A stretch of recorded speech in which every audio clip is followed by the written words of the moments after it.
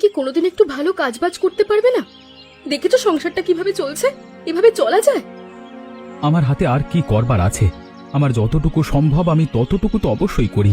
আমি তো আর বসে থাকি না। হ্যাঁ, তুমি বসে থাকো না, কিন্তু ভালো কাজও তো করতে পারো না। শোনো, পৃথিবীতে টিকে থাকতে হলে না একটু চালাকি করতে হয়। আমি চালাকি করবার মানুষ না, আমি পরিশ্রমী মানুষ। আমি পরিশ্রম করেই সফলতা অর্জন করব। হ্যাঁ, এই পরিশ্রমের কথা বলতে বলতে এতটা বছর কেটে গেল, কিন্তু তোমার সফলতা এখনো দেখা দিল না। আমি আমার সাধ্য মতো ঠিকই চেষ্টা করছি। যদি আমি বেকার বসে থাকতাম তাহলে তুমি এতগুলো কথা শোনাতে পারতে? হ্যাঁ, যদি আমাকে ঠিকঠাক করে নাই রাখতে পারো, তাহলে তোমাকে তুমি কথা শোনাবই। আমি আর বেশি কিছু করতে পারবো না।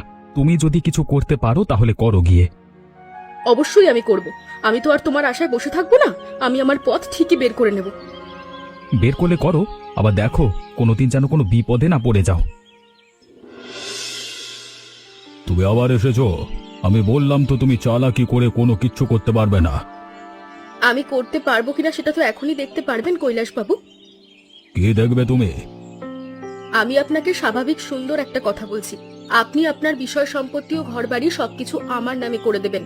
যদি না দেন তাহলে আপনার নামে আমি এমন বদনাম রটাবো যে গ্রামে মুখ দেখাতে পারবেন না। তুমি বললে আর হয়ে গেল? গ্রামের কেউ বিশ্বাস করবে না। আপনি কি ভেবেছেন আমি এসব করতে পারলে প্রমাণ জোগাড় করতে পারবো না? প্রমাণ সাক্ষী সব আমার পকেটে। কিন্তু তুমি অন্যায় করছো লীলা, এর ফল কিন্তু ভোগ করতে হবে। আগে আপনার বিষয় সম্পত্তি আমাকে ভোগ করতে দিন, তারপর না হয় ফল ভোগ করব। এত কিছু করে তোমার লাভটা কি? আমি আসলে বোকা, কিছু বুঝি না। এত কিছু করার একমাত্র উদ্দেশ্য হলো আপনার বিষয় সম্পত্তি সব আমার নামে করে দেওয়া।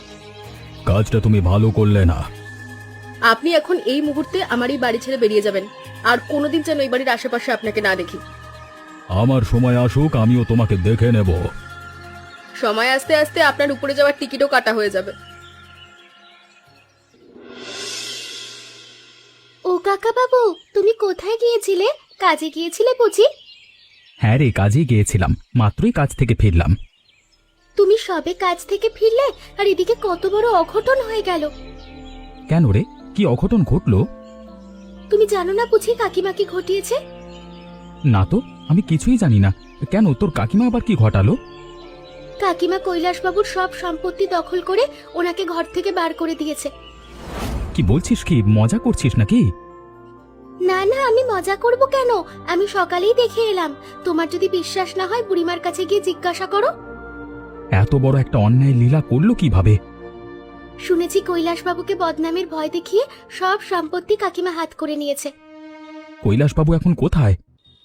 কৈলাসবাবু যেন কোথায় চলে গেছে, তাকে তো আর গ্রামে দেখতেই পাচ্ছি না। লীলাকে যেভাবেই হোক থামাতে হবে। লোভ ওকে একদম গিলে নিয়েছে। এরকম ভাবে চলতে থাকলে দেখবে কোন দিন যেন পুরো গ্রাম কাকিমা নিজের দখলে করে নিয়েছে। তোর কাকিমাকে নিয়ে আমারই তো এখন খুব ভয় করছে। আচ্ছা, তুই বাড়িতে যা, আমি দেখছি এদিকটায় কি করা যায়। লীলা, তুমি এ বাড়িতে কি করছো? চলো বাড়ি চলো। না, আমি যাব না। এখন থেকে এটাই আমার বাড়ি। এটা কৈলাসবাবুর বাড়ি। এটা কৈলাসবাবুর বাড়ি আগে ছিল, এখন এটা আমার বাড়ি। তুমি কিন্তু খুব অন্যায় করছো লীলা। তোমাকে আমি বলেছিলাম না, দুনিয়াতে টিকে থাকতে হলে একটু চালাকির প্রয়োজন আছে। যেখানে সেখানে চালাকি খাটে না। তুমি এটা চালাকিটা করে অন্যায় করেছো। যা করার করেছি, বিনিময় সম্পত্তি তো পেয়েছি। তুমি এমন করছো কেন? তোমার কোন জিনিসটার অভাব আমি রেখেছি বলো তো? তোমার মতো গরিব মানুষের কাছ থেকে আমি সারা জীবন কি পেয়েছি? হ্যাঁ, কখনো এত বড় বাড়িতে রাখতে পারবে আমাকে? চেষ্টা করলে আমি সবই পারতাম। এত বছর তো কম চেষ্টা করনি, কই কিছু পেরেছো? আর হ্যাঁ, তুমি এই বাড়ি থেকে বেরিয়ে যাও। এটা তুমি কি বলছো লীলা? আমি ঠিকই বলছি, এই বাড়িতে থাকার যোগ্যতা তোমার নেই। এই সম্পূর্ণ বাড়ি আমার, আর আমি এই বাড়িতেই থাকবো। থাকো, থাকো তুমি তোমার পাপের বাড়িতে। এই পাপের বাড়িতে আমিও থাকতে চাই না। এখান থেকে চলে যাও তো। তোমার মতো ছোট লোক এই বাড়িতে পা রাখলে বাড়িটা নোংরা হয়ে যাবে।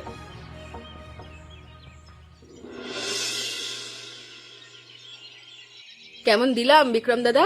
খুব তো বলছিলে আমি এগুলো কিছুই করতে পারবো না। সব তো তোমার একার অর্জন না। আমি যদি তোমাকে সাহায্য না করতাম তাহলে তুমি কখনোই এগুলো করতে পারতে না। আমি তোমার অবদানকে অস্বীকার তো করছি না। যদি তুমি কৈলাসবাবুর বিশ্বাস অর্জন না করতে পারতে, তাহলে তো এগুলো সম্ভবই হতো না। ঠিক বলেছ। বিশ্বাস অর্জন করে বাড়ির সব কাগজপত্র আমি বুঝে নিয়েছি। অনেক কষ্ট করে এই সহায় সম্পত্তির সব আমি পেয়েছি, এইগুলো হাতছাড়া করা যাবে না বিক্রম দাদা। না না, কোনোভাবে হাতছাড়া করতে দেওয়া যাবে না। ওই কৈলাসবাবুকে কোনোভাবেই এ বাড়িতে ফিরে আসতে দেওয়া যাবে না। আজ থেকেই সম্পূর্ণ বাড়িতে তুমি আর আমি থাকবো, এই সব সম্পত্তি তোমার আর আমার। কৈলাসবাবুর সম্পত্তির ওপরে আমার অনেক আগে থেকেই নজর ছিল, একা বলে কিছুই করতে পারিনি। নাও, আমি তোমার স্বপ্ন পূরণ করে দিয়েছি। আমার স্বপ্ন ছিল এত বড় একটা বাড়িতে থাকবো। যদি আদিত্য দাদা কিছু বলে? তোমার আদিত্য দাদাও তো এসেছিল আমাকে জ্ঞান দিতে, আমি অপমান করে তাড়িয়ে দিয়েছি। মনে হয় না আর কখনো এখানে আসবে বলে। তোমার বুদ্ধির তুলনা হয় না, তুমি আসলেই একটা চালাক মেয়ে। এত বড় বাড়ি ছেড়ে আজকে আমাকে জঙ্গলে রাত কাটাতে হচ্ছে, তাও আবার এই ঝড় বাদলের দিনে। আমি যে এখন কোথায় যাব, কোথায় গিয়ে একটু আশ্রয় নেব কিছুই বুঝতে পারছি না। আস্তে আস্তে ঝড়ের প্রকোপ বেরিয়ে চলেছে। এই ঝড় থেকে কিভাবে মুক্তি পাবো আমি, না জানি আজকে কোন অঘটন ঘটে যায়। ঝড়ে ভিজে একদম যাতা অবস্থা হয়ে গেছে। এখন আমি কোথায় যাব? ওই গাছতলায় গিয়ে একটু আশ্রয় নিই। যারা আমার সাথে অন্যায় কাজ করেছে, ও ওপরওয়ালা তাদের কখনো ভালো না করুক। কি জানি কবে কার কোন ক্ষতি করেছিলাম, যার ফল ভোগ করতে হচ্ছে এখন। ঝড়ের অবস্থা বেশি ভালো নয়, যখন তখন গাছ কিংবা গাছের ডাল ভেঙে পড়তে পারে, সতর্ক থাকতে হবে। ও মাগো, মরে গেলাম গো। বলতে না বলতেই গাছের ডাল ভেঙে পড়ল, যন্ত্রণায় মাথাটা ফেটে যাচ্ছে। কি যন্ত্রণা, ব্যথায় মরে যাচ্ছি আমি। কেউ আছো? আমাকে বাঁচাও, বাঁচাও আমাকে। ওখানে কে যেন একটা পড়ে আছে দেখা যাচ্ছে। গত রাতে ঝড়ে কেউ আহত হয়েছে নাকি? যাই একটু গিয়ে দেখি তো। এ কি, এ তো কৈলাসবাবু। কৈলাসবাবু এই জঙ্গলে এসে আহত অবস্থায় পড়ে আছে। বাবু, বাবু উঠুন, উঠুন। কৈলাসবাবুর তো দেখছি কোনো জ্ঞান নেই, মাথায় বেশ চোট পেয়েছে কৈলাসবাবু। উঠুন, উঠুন। গত রাতে একটা গাছের ডাল ভেঙে মাথায় পড়ল, তারপর আর কিছুই মনে নেই। আপনার বাড়িঘর থাকতে আপনি এই জঙ্গলে এসে পড়ে আছেন। চলুন আমার সাথে, চলুন আপনার বাড়িতে ফিরে চলুন। না না, আমার বাড়ি তো এখন আমার নেই। আমার বাড়ি তোমার বউ নিয়ে গেছে। আমি সবটাই জানি বাবু, আমি গিয়েছিলাম, তবে আমাকেও অপমান করে তাড়িয়ে দিয়েছে। তোমার বউ এরকম করে কি লাভ পাচ্ছে? আর বলবেন না বাবু, লোভে ওকে একদম গিলে নিয়েছে। আপনি চলুন আমার সাথে। না না, আমি যেতে পারবো না। তুমি বরং আমাকে এখানে একটা ঘর বানিয়ে দাও। আপনি এখানে থাকবেন? হ্যাঁ, দয়া করে তুমি আমাকে একটা ঘর বানিয়ে উপকার করে দাও। বুড়িমা, এখন আমরা কি করতে পারি? কৈলাসবাবুর এই অবস্থা কোনোভাবেই মেনে নেওয়া যায় না। ঠিক বলেছিস, এভাবে চলতে থাকলে পুরো গ্রামটাই গিলে খাবে শয়তানটা। তাহলে এবার কি হবে? আমরা তো আর তেমন কিছু করতে পারবো না। আমরা বড়জোর লীলাকে বোঝাতে পারি। লীলা কাকিমাকে বোঝালে কোনো কাজ হবে বলে তো মনে হয় না। আদিত্য কাকাও তো কাকিমাকে বুঝিয়েছিল। আদিত্য কিভাবে বুঝিয়েছিল তা তো জানি না। যদি আমরা বুঝিয়ে কোনো উপায় বের করতে পারি। তা তুমি ঠিকই বলেছ। তাহলে এখন আমরা কি কাকিমাকে বোঝাতে যাব? এটা ছাড়া তো আর কোনো উপায় দেখছি না, এটাই একমাত্র উপায়। আমি জানি, তুমি আর আমি যদি কাকিমার ওখানে যাই, তাহলে কাকিমা আমাদেরকে অপমান করেই তাড়িয়ে দেবে। অন্যায় থামানোর জন্য যদি অপমানের সম্মুখীন হতে হয়, তাহলে হতে হবে, সেটা দোষের কিছু নয়। তুমি ঠিক বলেছ বুড়িমা, তুমি অনেক বুদ্ধিমতী আর তুমি খুব ভালো। হয়েছে, আর প্রশংসা করে লাভ নেই।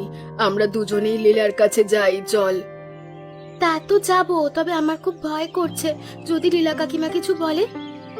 আরে ভয় পাস না, আমি আছি তো, কিচ্ছু হবে না। ও বৌমা, আছো তুমি? তোমার কাছে একটু এসেছিলাম, একটা কাজ আছে। হ্যাঁ বলুন, কি কাজ? তাড়াতাড়ি বলুন, আমাকে আবার কোন কাজ দিতে হবে? বৌমা, আদিত্য তো কম পরিশ্রম করে না। আমার জানা মতে আদিত্য তোমার সব থেকে বেশি খেয়াল রাখে। আপনি আদিত্যর কথা বলতে এখানে এসেছেন? আপনার কি অন্য কোনো কথা আছে? সেগুলো বলতে পারেন। আহা, রেগে যাচ্ছ কেন? আগে আমার কথাটা বলতে দাও। ঠিক আছে, বলুন। তাহলে তুমি আদিত্যর সাথে থাকলেই ভালো হতো না? কৈলাসবাবুর বাড়িটা এভাবে জোর জবরদস্তি করে না নিলেও পারতে। আমি এখন আপনার থেকে শিখবো কোনটা ঠিক আর কোনটা ভুল। না না না, আমি এখানে তোমাকে ঠিক ভুল শেখাতে আসিনি। আমি এসেছি তোমার কাছে অনুরোধ করতে। আপনারা তো দরদ উতলে উঠছে কেন? এত দরদ থাকলে কৈলাসবাবুকে আপনার বাড়িতে নিয়ে গিয়ে রাখুন। এভাবে কথা বলছো কেন কাকিমা? এই পুছলে মেয়ে, তুই চুপ কর। তুই এত কথা বলছিস কেন? বুড়িমা, তোমাকে ভালোই ভালোই বলছি তুমি এখান থেকে চলে যাও, না হলে তোমাকে অপমান করতে বাধ্য হব আমি। চলো বুড়িমা, কাকি আমাদের কোনো কথাই শুনবে না। ঠিক আছে, চল।